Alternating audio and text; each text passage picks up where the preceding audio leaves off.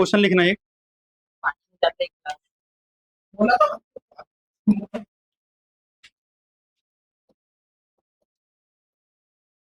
ये क्या 76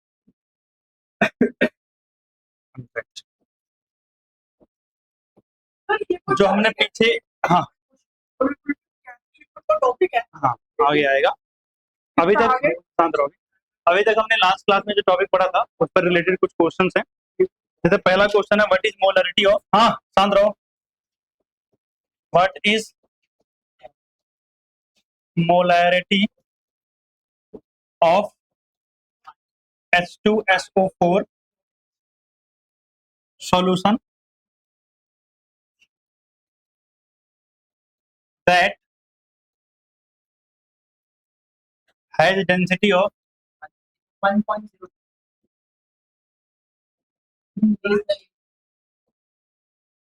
1.84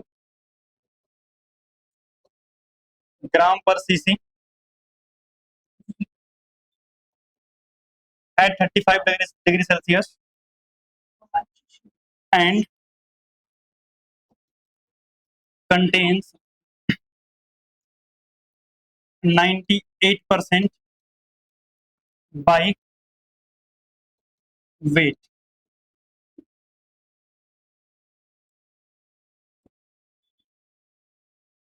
Question number 1.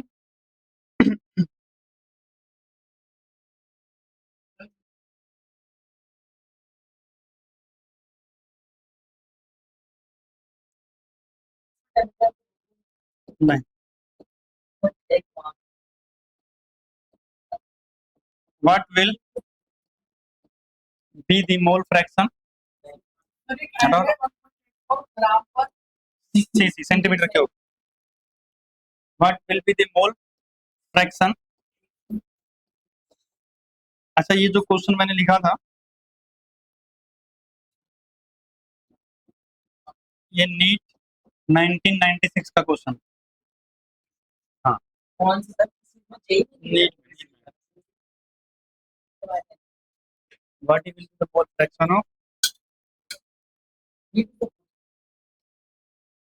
solute of 1 molar? मैंने मतलब है ऑब्जेक्टिव क्वेश्चन, बस मैंने एमसीक्यू के ऑप्शंस नहीं लिखे हैं. क्वेश्चन को किसमें कन्वर्ट कर दिया है? सब्जेक्टिव. ऑप्शन आएगा. हाँ बस ये आगे वाट लगा दिया है. और हाँ और क्या, ये है ऑब्जेक्टिव ही, बस ऑप्शंस ना दे करके आगे व्हाट इज लगा दिया है तो इससे सब्जेक्टिव क्वेश्चन बन गया. बाकी क्वेश्चन एमसीक्यू ही है. हाँ 1 मोलर. हाँ हाँ बिल्कुल. Aqueous solution. ठीक है, ये क्वेश्चन है जे 2007 का. नहीं होता है. वैसे पहले नाम जेई नहीं था, AI-EEE था, और हाँ अलग अलग नाम से आता था, बट ठीक AI-EEE. अरे बस कर, इसकी भी नहीं पता मुझे, तो चेक पता.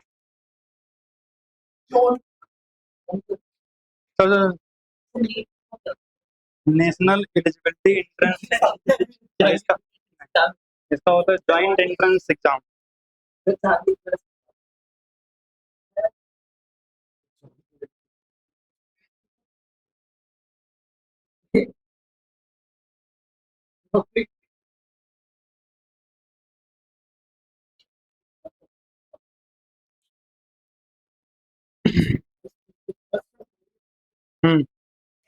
ये दो क्वेश्चन तो पहले करो.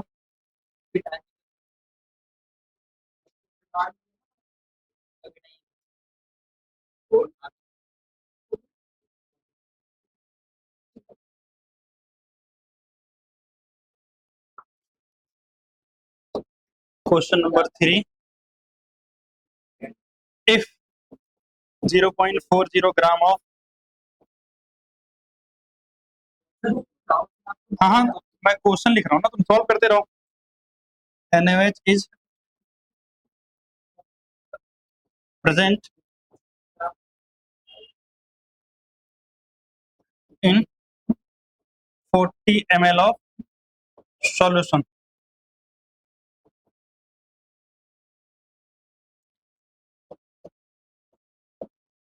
what will be the molarity and molality of the molarity क्या हुआ एंड नॉर्मैलिटी क्या कर रहे हो आवाज आई ना दोबारा बहुत मारो तीसरा क्वेश्चन हो गया हम्म,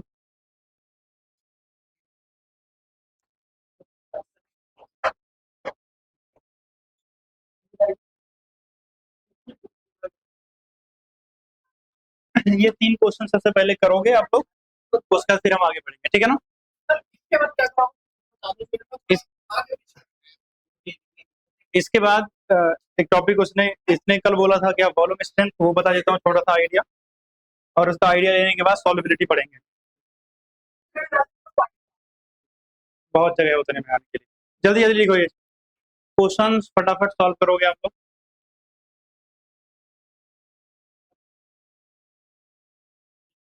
हाँ भाई आदित्य आगे आंसर पहले का क्या क्या किया दिखाओ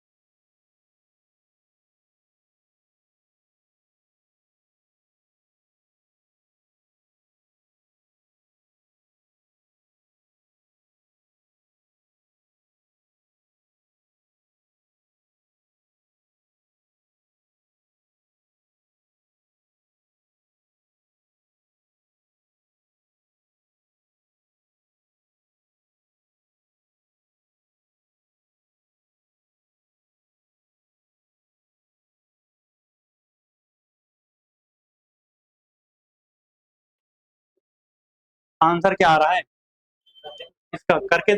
आंसर पता नहीं है, आंसर देखनी पड़ेगा, चेक करना। Sir 2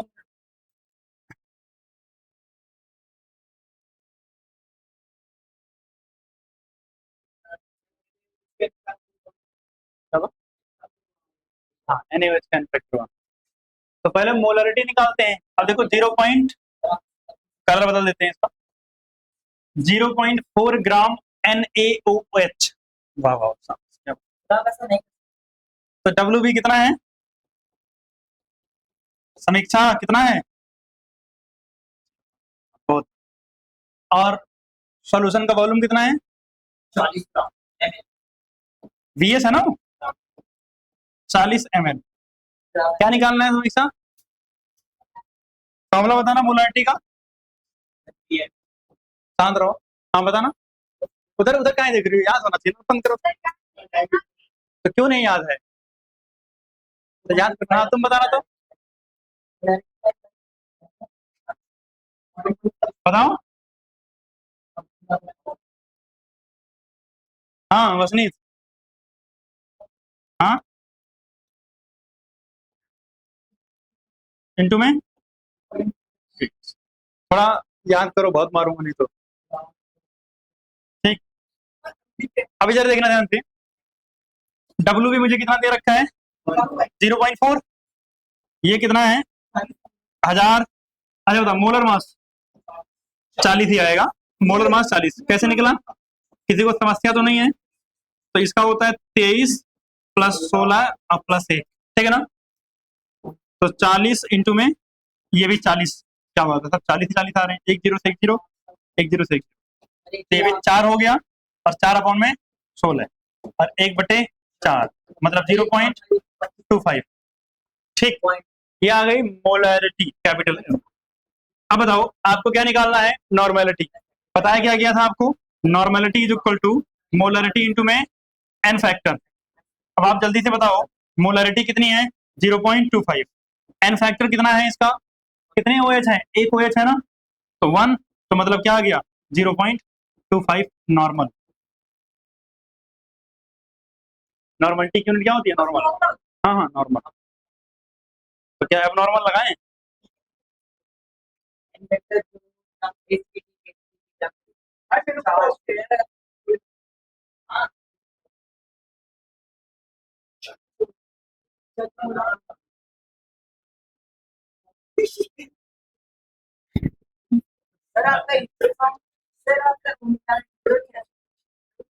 intro.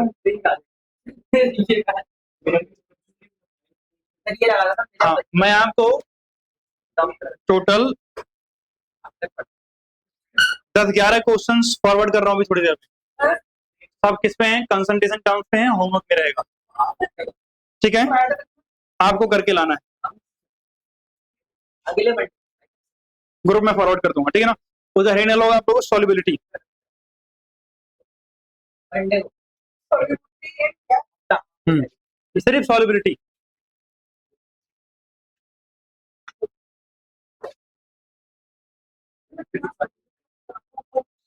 हेडिंग क्या डालोगे? सॉल्युबिलिटी। जितना भी बड़ा हो, बड़ा नहीं है, एडजस्ट कर लेना। अगला टॉपिक है सॉल्युबिलिटी। क्या हुआ? हाँ, घुलनशीलता, क्या बोलते हैं इसको? यही बोलते होंगे शायद, मैं भी गैस ही कर रहा हूँ।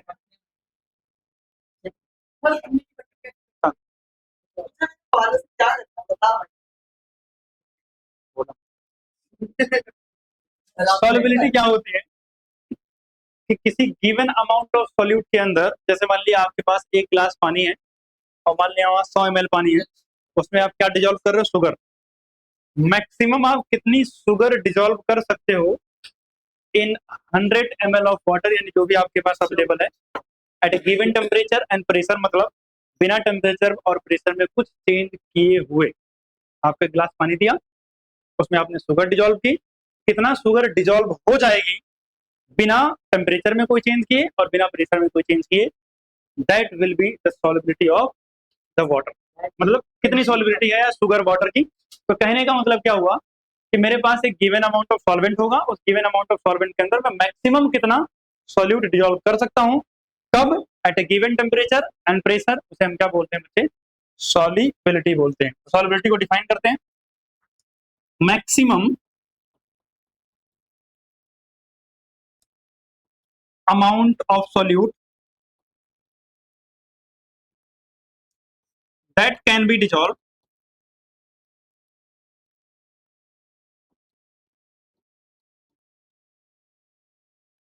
in given amount of solvent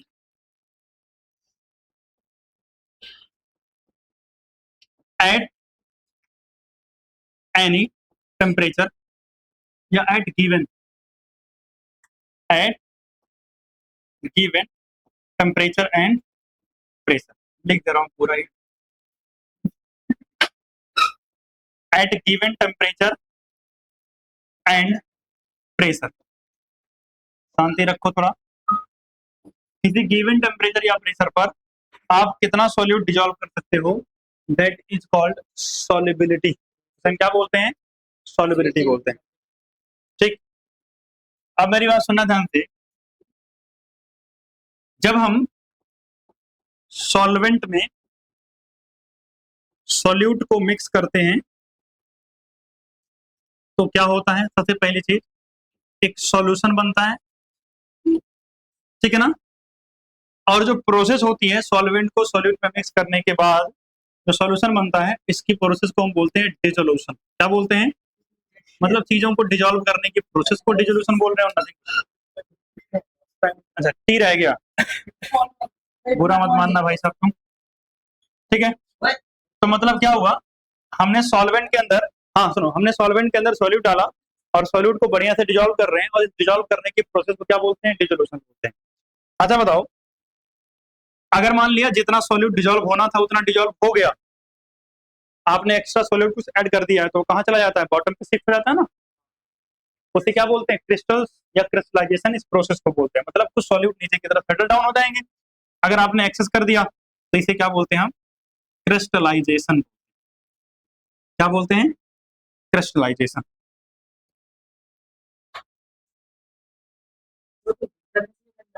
हाँ temperature pressure, temperature pressure affect करेंगे, वो बताऊंगा अभी।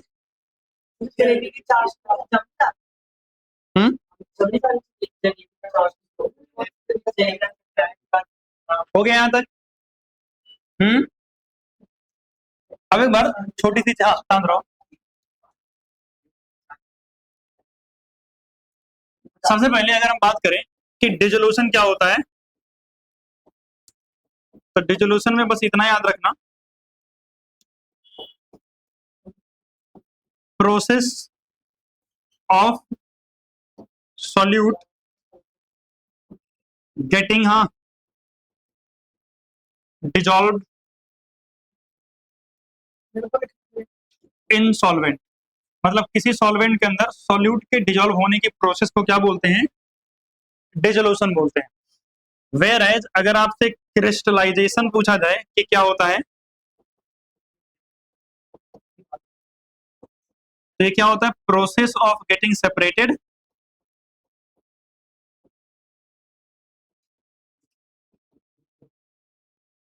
Process of getting separate out of solute in solvent. इसे हम क्या बोलते हैं, क्रिस्टलाइजेशन। भाई सॉल्यूट का सेपरेट होकर के सरफेस पर, कंटेनर के सरफेस पे चले जाना, उसे हम क्या बोलते हैं, क्रिस्टलाइजेशन। ये दोनों प्रोसेस होती हैं जब आप किसी भी सॉल्यूशन के अंदर कोई चीज सॉल्यूट, क्या मतलब किसी भी सॉल्वेंट के अंदर सॉल्यूट को आप डिजोल्व कर रहे होते हैं, तो दोनों प्रोसेस वहां चल रही होती है। अब अगर हम बात करें बेस्ड ऑन द सॉल्युबिलिटी, हमारे पास सॉल्यूशन तीन तरीके के होते हैं। वैसे तो बेसिकली हमें पढ़ना दो है,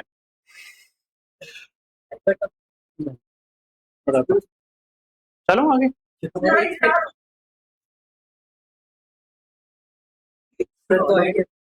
जल्दी लिखो। हाँ, ये आगे दिखता होगा शायद। नहीं सर, बात कह रहा है तो लगता होगा स्पेशली बच्चों का इसको देखें। उसमें एक वो सेट होता है फ्रेम, तो यहाँ यहाँ रिमोट होता है। अगर मैं यहाँ रिमोट, हाँ हो गया, चलूं क्या? थोड़ा जल्दी करो महाराज। अब इधर देखो, हमारे पास सॉल्यूशन वैसे तो होते हैं 3 तरीके के हैं, बट हमें 2 ही पढ़ना है। देखना जानते हैं, हाँ लो। पहला होता है सैचुरेटेड सॉल्यूशन,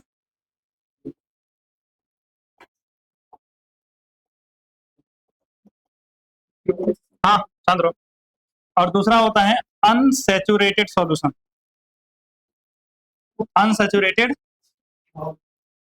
सॉल्यूशन, अब सुना जानते हैं सैचुरेटेड या अनसैचुरेटेड क्या होते हैं। जैसे मान लिया आपने 100 ml का एक ग्लास का वाटर, मतलब वाटर लिया था ग्लास के अंदर, हाँ मतलब ग्लास का वाटर नहीं, मतलब वाटर लिया था ग्लास के अंदर। तो अगर हम बात करें तो उस 100 ml के अंदर मैं कुछ गिवन या specific amount of sugar dissolve कर सकता हूँ। जब मैंने उतनी शुगर डिजोल्व कर ली है, उसके बाद अगर मैं और भी शुगर डिजोल्व करूंगा तो क्या हो जाएगा, शुगर नीचे सेटल डाउन हो जाएगी। मतलब जितनी शुगर डिजोल्व हो सकती थी वो हो चुकी है।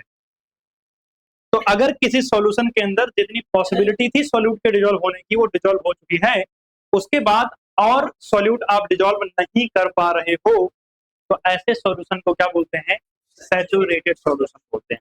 जैसे एग्जांपल के लिए यहाँ क्लास में अगर 10 चेयर लगी हुई हैं और 10 चेयर कंप्लीटली ऑक्यूपाइड हैं, तो मैं यहाँ किसी नए बच्चे को नहीं बिठा सकता। सही बात है। तो मतलब ये क्या हो गया है, क्लास सैचुरेट हो गया है। अनसैचुरेटेड का मतलब क्या होता है, वैकेंट स्पेस अभी भी अवेलेबल है, अगर कोई आए तो वो बैठ सकता है, तो वो अनसैचुरेटेड केस है। यहाँ पर क्या होगा, सैचुरेटेड में मैं कर क्या रहा हूँ, मैं सॉल्यूटेड कर रहा हूँ ना सॉल्वेंट के अंदर, तो स्पेस ही नहीं है, जितनी थी सब खत्म हो गई है। अब मैं फर्दर कोई सॉल्यूट सॉल्वेंट में ऐड नहीं कर सकता हूँ, तो मतलब मैं क्या बोलूंगा, no more solute can be dissolve, no more solute can be. तुम्हारा एग्जाम्पल तुम्हारी तरह ही वाहियात होगा। हाँ, no more solute, no more solute can be dissolve. और यहाँ पे क्या होगा, अच्छा एक और चीज इंपॉर्टेंट बात, no more solute can be dissolve at given temperature and pressure. अगर आप प्रेशर और टेम्परेचर बदल दिए, अगर आपने प्रेशर और टेम्परेचर बदला तो और सॉल्यूट डिजोल्व हो जाएंगे, बट हम बदलेंगे नहीं। अगर बिना बदले डिजोल्व हो रहे हैं तो ठीक है, मतलब अगर मान लिया देखो, अगर आप टेम्परेचर बढ़ाओगे तो ऑब्वियसली जिस भी मॉलिक्यूल को आप ले रहे हो उसकी काइनेटिक एनर्जी बढ़ जाती है, इंटरमॉलिक्यूलर स्पेस बढ़ जाएगी, स्पेस बढ़ेगी तो और ज्यादा सॉल्यूट डिजोल्व हो जाएंगे। लेकिन एट ए नॉर्मल टेम्परेचर जितने हो सकते थे उतने अगर हो चुके हैं तो उस सॉल्यूशन में क्या बोलते हैं, सैचुरेटेड सॉल्यूशन। अब सुनना, अनसैचुरेटेड सॉल्यूशन क्या होता है, more and more solute can be dissolve, can be dissolve at given temperature and pressure।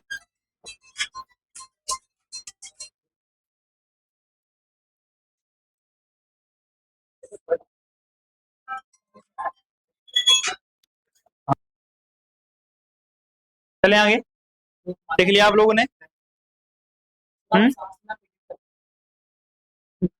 लिख लिया आप लोगों ने। अब चलते हैं अगले टॉपिक पे।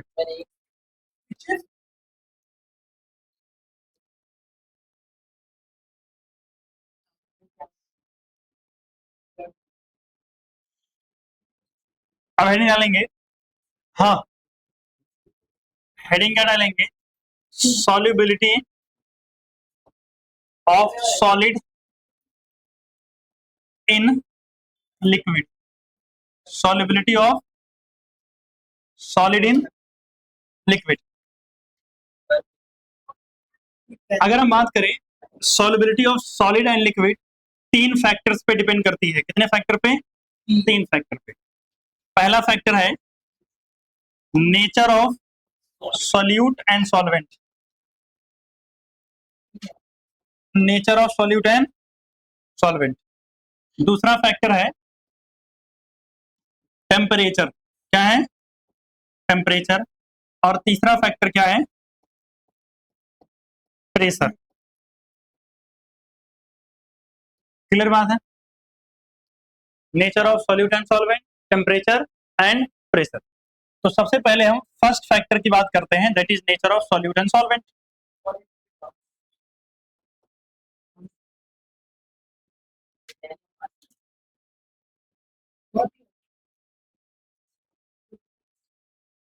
देखो, बड़े सिंपल शब्दों में बताऊं अगर आपको, तो एक छोटी सी बात आपको याद रखना है, लाइक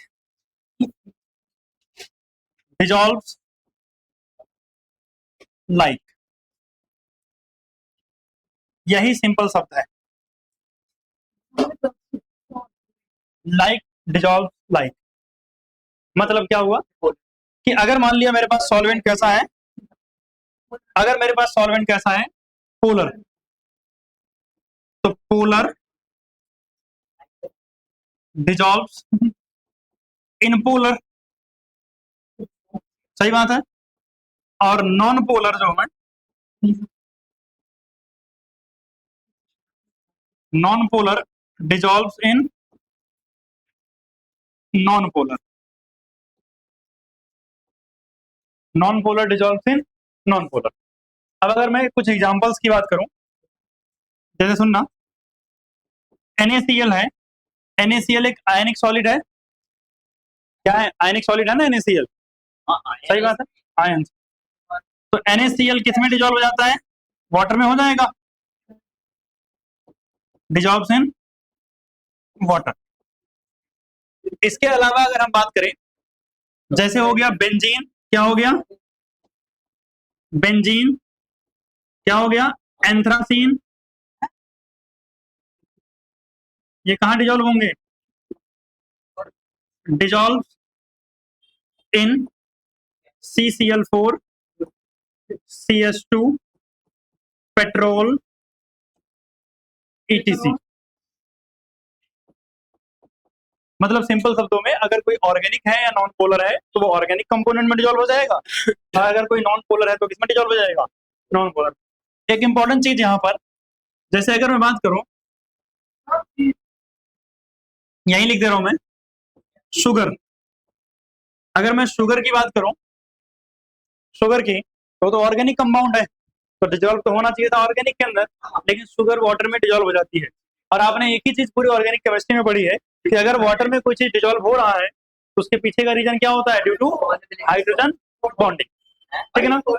तो शुगर, शांत रहो, sugar dissolves in water due to hydrogen bonding. किसकी वजह से भाई साहब? हाइड्रोजन बॉन्डिंग की वजह से ऐसा होता है।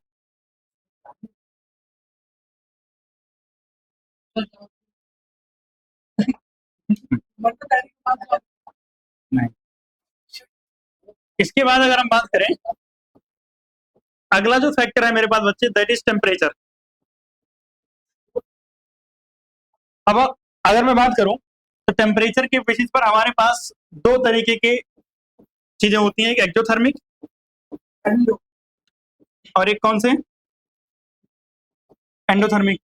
अगर मान लिया कि डिसोल्यूशन जो है वो एक्जोथर्मिक हुआ, मतलब कोई चीज डिसॉल्व करने पर हीट रिलीज हो रही है, और ये हीट रिलीज हो रही है।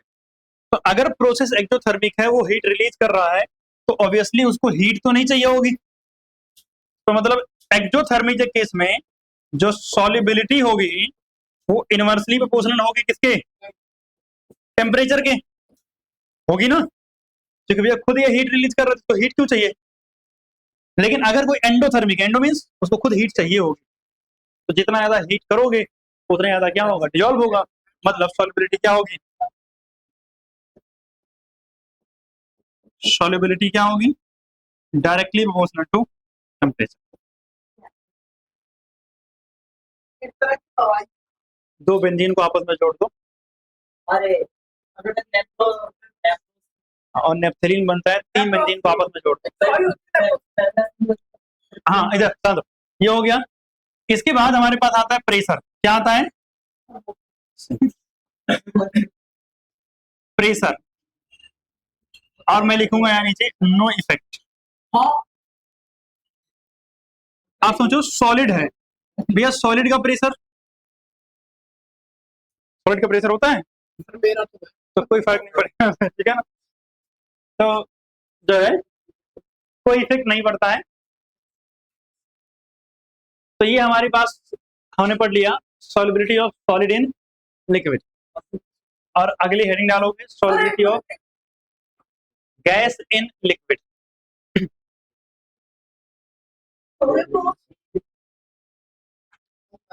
अगली हेडिंग क्या डालोगे? हो गया।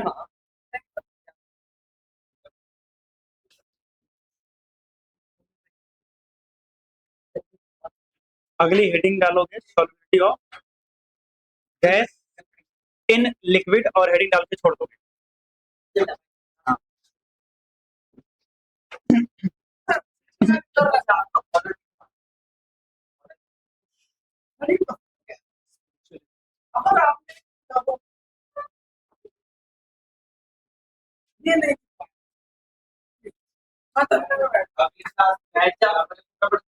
Solubility of gas in liquid डाल के हेडिंग छोड़ दोगे, ठीक है।